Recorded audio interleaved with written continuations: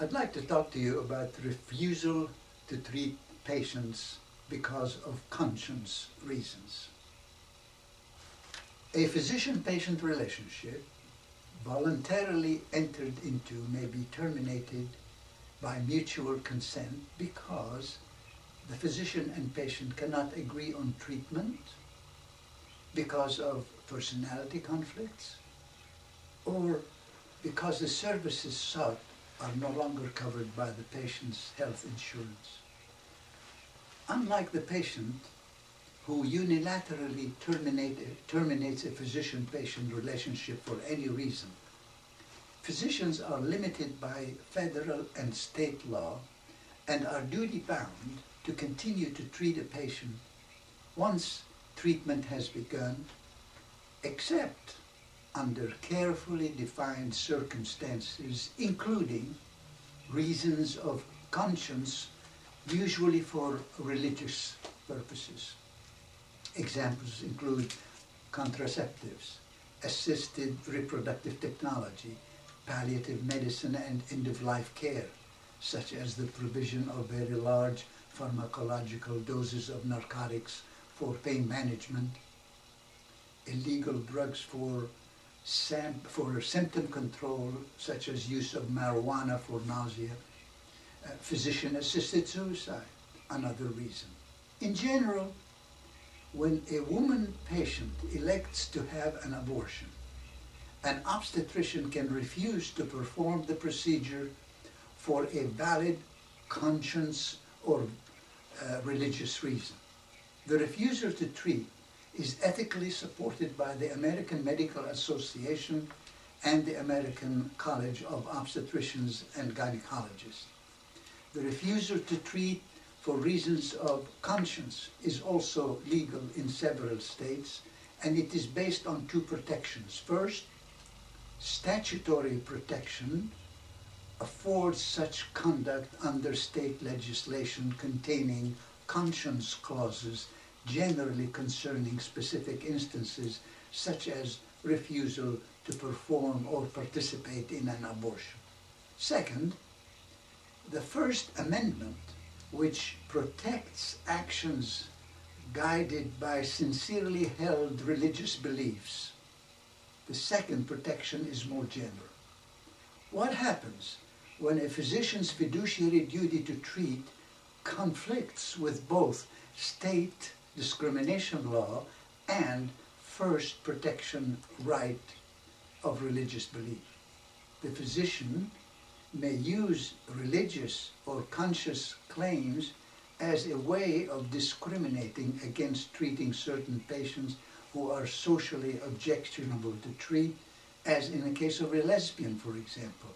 In 1999, one patient became a patient of Dr. Brody, a gynecologist and obstetrician in California, which provided insurance for fertility services. At her first encounter for infertility care, the patient disclosed to Dr. Brody that she was a lesbian. Dr. Brody indicated that she would be unable to perform intrauterine insemination because it was against her religious beliefs to perform intrauterine artificial insemination on a woman who is not married, and even if she were heterosexual, but she would refer her to another physician to provide that same service. The patient sued Dr. Brody, alleging that the intrauterine service, artificial insemination, was refused not because of her marital status, but because she was a lesbian. And she was told by the medical staff of that clinic that she would not be provided with care as she wanted because of her sexual orientation. In 2004, the trial court cited that physicians in a for-profit practice group must comply with California anti-discrimination law, whether they have religious objections or not.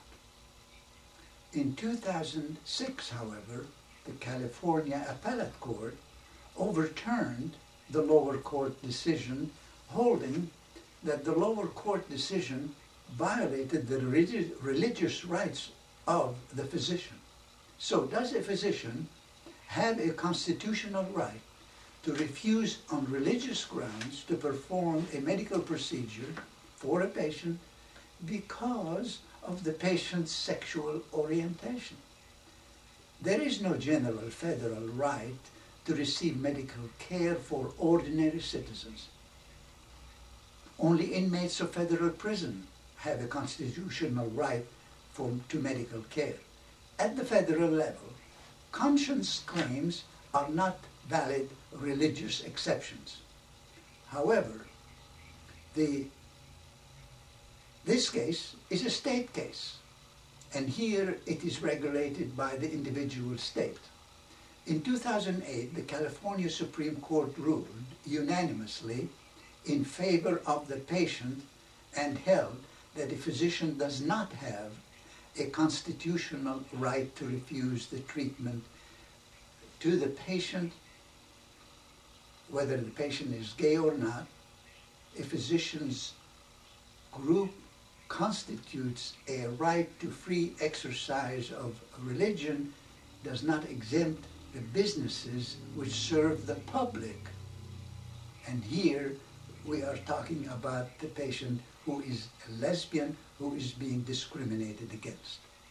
The discrimination against a group of individuals appears to violate both state and federal law, as well as the physician's fiduciary duty for the patient under the Hippocratic Oath.